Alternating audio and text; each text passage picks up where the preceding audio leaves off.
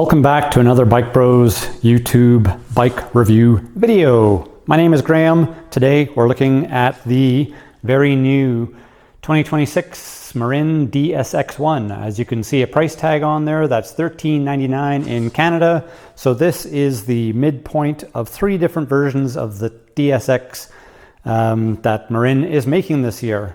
There is also, but only in limited supply, a fourth version, which is the DSX FS, the DSX that has a suspension fork on it, but we're just going to concern ourselves with the base DSX, this DSX1 and 2. I've already made a video about the DSX, the base version, so this is the second video in the series about the DSX, and hopefully by the end of this, as my goal is always on these videos, you are going to understand this bike better, understand some of the details, perhaps even better than your local bike shop guy, and hopefully it'll give you an idea of if this bike is the right bike for you. So before we're done with this, I will go over all of the specifications of this bike. We'll show you some up-close details so you know what's happening. We'll talk a little bit about who the bike is for and changes that were made from last year's version. And yeah, at the end, you're going to know, is this bike for you or maybe not? So the quick specs on this Marin DSX1, as mentioned, $13.99 in Canada, $11.99 is the USD price. This is the middle of three different DSX options from Marin, the cheapest being a $9.99 Canadian base DSX, the more expensive being a $15.99 DSX2.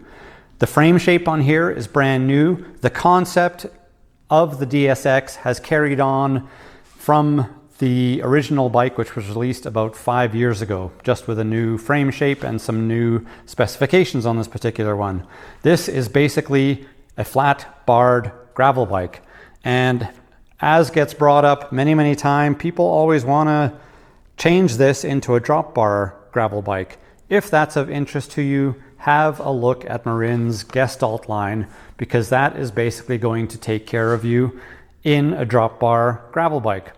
But in this particular thing, if you are dying to do something a little bit more progressive than that flat handlebar, look up a thing called a Surly Corner Bar. Surly Corner. Surly is the brand, Corner Bar is the model of handlebar, which would allow you to run these mountain bike controls on a sort of drop bar bike without spending a fortune to change this bike over to drop handlebars.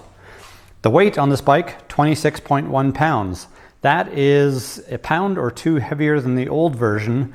And what I think has happened there is Marin is responding to the fact that a lot of people are drawn to this bike to use as a little bit tougher than a flat bar gravel bike, like smashing around on mountain bike trails, or they're heavily loading these to use as a flat bar bike packing bike. And so that extra weight is to give you a more robust bike than the previous version. So hopefully that makes some sense to you. So as we look at this from the side angle here, you're going to see a couple of the things that make this bike special. For one, the head tube angle is slack, almost as slack as a modern mountain bike. What that does is give you a bike that gets really stable handling, especially at speeds, especially if you're starting to get into some descending stuff. And a lot of people on gravel bikes tend to use those on, well, a lot of pavement and gravel, but also they kind of go a step beyond what they're really intended for and they start riding some single track. So that particular thing about the geometry is going to make this bike a little bit more stable. The other thing is the rear end of the bike. There's where my finger. So rear axle to your cranks is shorter on this bike than what you see from a lot of the competing bikes from, say, Specialized, Trek, Giant. What that short rear end is doing for you is giving you a pretty nimble feeling, sprinty sort of a bike. So what you basically have here is a bike that's actually going to give you a little bit of exciting handling because it's sort of stable on the front end, but a little bit more sporty in the rear end, which, judging by how popular this bike has been, is something that a lot of people are really looking for. I look at the things that Trek and Specialized offers, and quite honestly, I would be way more excited to throw a leg over this bike myself, because the kind of geometry it's offering is a way more exciting thing to me, a mountain biker. So one of the other highlights on this bike, this being a brand new 2026 model, is the fact that this thing is seeing something very new. That right there, if my focus can kind of catch it up with what's going on, that is a Tektro Gemini drivetrain. Tektro, well known for its really reliable basic hydraulic disc brakes, is now entering the drivetrain world. And I have built up a couple of these, and I gotta say that I am quite impressed with the quality of the shifting on these bikes.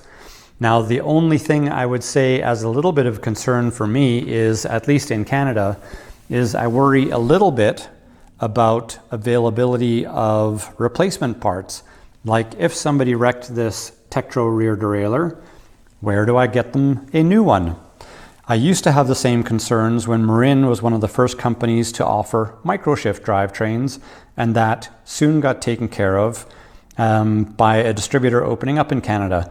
So I would say it's a concern, but not one that I'm hugely concerned about, because I suspect that those sorts of issues of parts availability will soon be rectified, because Tektro does have a number of suppliers that are already carrying their brakes, so it only makes sense that they'll carry their drivetrain stuff. This is an 11-speed drivetrain on here, and the gear range on this is from 11 to 50 teeth. So I think part of the reason that Marin offered the Tektro thing here is for price point, the other is for gear range, the other is for availability. I get the impression from talking to bike industry people that dealing with Shimano is a pain in the ass as far as availability, and it quite often affects the ability for the companies to bring enough bikes to market. So this Tektro drivetrain is offering a lot of things to just make this bike a certain price point and to make it available. Part of being a gravel bike is actually having gravel tires. On this bike, we see these WTB Riddler 45C tires, and a really cool thing that I have seen on this bike, because I run as a personal bike, I'm on a Marin Four Corners 2 gravel bike, and on that bike I run a 29 by 2.1 tire, and because we share the same axle spacing on this bike, I was able to test this, and yes, this bike, although they rate it as maximum 50 millimeter wide tires, my 2.1s fit in here without any issue. So this thing could end up being a very light, rigid forked mountain bike, essentially, if you wanted it to, or a very capable flat-barred gravel bike. So, getting back to some of these details. New for the new bike here, this is using a UDH derailleur hanger. Now that's important for a couple reasons. The UDH means that if you ever wreck your hanger, finding a replacement hanger is going to be really easy, because the U in the UDH stands for Universal Derailleur Hanger. So that is what is coming on basically all of the fancy mountain bikes these days, and starting to get into the gravel world. So you basically have one less issue to worry about as far as a proprietary derailleur hanger. Combined. Okay, so let's talk about some other things. As we talked about, this is a brand new frame shape. That is the biggest thing that has happened on the new frame shape, is that type of gusset that it's using, instead of the old one having sort of a gap at that gusset. The tire clearance is one of the practical improvements that we're seeing on the new one. This drivetrain, this would have been, I can't remember if it was a 10 or 11 speed Shimano Dior drivetrain on the previous version of the DSX one, but it is now this Tektro, like I say, works awesome. We have a KMC chain, we have narrow wide 40 tooth, I believe, chain ring on there. That is a threaded bottom bracket with a square taper spindle on these cranks. They're a relatively basic crank, I believe 175 millimeters in length. Nothing out of the ordinary there, but some people will be very happy to see that this isn't using some goofball press fit bottom bracket. As mentioned, the rear end on this bike is quite short.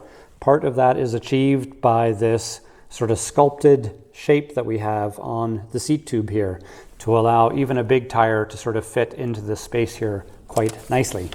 Of course, if you put a huge tire on there, you won't be able to use a fender, but with the stock 45mm wide tires, you would just be able to squeeze in a fender, and that is your mounting position there, as well as you have two threaded braze-on mounts there for pannier and or fender. We have water bottle mounts, a couple of them on the down tube and the seat tube. We have this blank hole here and another blank hole there. That is so that you can run a dropper post if you so choose to. We have these rubber plugs. That is where your dropper post cable would go into the down tube if you chose to go that way. And so this is an aluminum frame tapered steer tube. That is a carbon fiber fork with these three mounts here, meaning that we have room for extra cargo on the forks. The frame and the fork are both using Thru-Axles. As mentioned before, we're looking at this Tektro Gemini 11-speed along with Tektro hydraulic disc brakes. While these aren't the fanciest hydraulic disc brakes in the world, Tektro hydraulic discs are proving to be extremely trouble-free. They work well, they don't give you issues, they're perfect for a bike like this where, quite honestly, you're not going to be able to brake any harder than those Tektros could brake because you're dealing with relatively smooth, narrow tires. So tires on the ground is your limitation for braking force, not how hard your brakes can clamp onto the rotors. Speaking of rotors, those look like 160mm rotors. We've got flat mount disc brakes, both front and rear are flat mount. That is just a little bit of a tidier setup than what we see on sort of a standard mountain bike mount. Let's see, we've got there's another sort of mounting point there for adding a pannier, and this is pretty much the highlight tour of the Marin DSX. So who is this for? I would say this is for anybody that commutes and they want to commute on pavement, on like a crushed gravel path, and some actual back alleys or gravel or anything like that. You have a really fast rolling tire, but just enough tread that you won't be too sketched out if there's a little bit of gravel on a road surface. And this could also be the less sexy way of actually getting hardcore into gravel riding.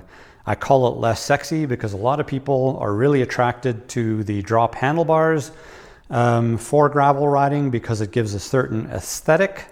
But then if you look at all those people on those bikes, how often are they actually in the drops?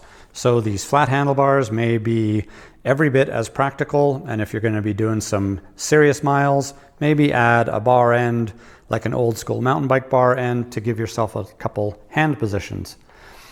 Highlights and lowlights. Stock pedals on most bikes these days at these sort of price points are crap, and these I would say are just plastic crap. So either put some clipless pedals on here or get some sealed cartridge bearing pedals with proper steel pins to get proper traction. Saddles are very, very personal. I do tend to like Marin's stock saddles, but other people don't. So that is a thing that you may or may not want to change. Grips, these are kind of fat. They're not lock-on, but they're also not terrible. I would personally be more inclined to put an ergonomic type of a grip on here. And one last thing on DSXs that we often see is that people find the front ends of these bikes to be a little bit low, and so probably half the DSXs we've sold, we've put anything from a 1 to a 3-inch riser handlebar on there. That both affects the aesthetics a little bit. To some people, it kind of looks a little bit more MTB. For other people, it's just purely because it's more comfortable. So, what more do you want to know about a Marin DSX? Ask me in the questions or in the comments, and I will see what I can give you for more information. This is a really exciting line of bikes. These have been some of the most popular bikes in our store for the last 5 years, and we're really happy to see the updates. I think both the aesthetics, the color, this sparkling green, British racing green sort of color, I think it looks really, really nice. And we've heard a couple of comments from customers agreeing with that. Yeah, the spec, shifts great, great brakes, looks good. Change your handlebars, change your grips and pedals. You got yourself something that's awesome. And as I mentioned at the beginning, if you're curious about something that looks like a drop handlebar, research the Surly corner handlebar. I think that that is one of the coolest ways that you could make this a custom bike and a practical custom bike. That's the end for this DSX1 video. Ciao.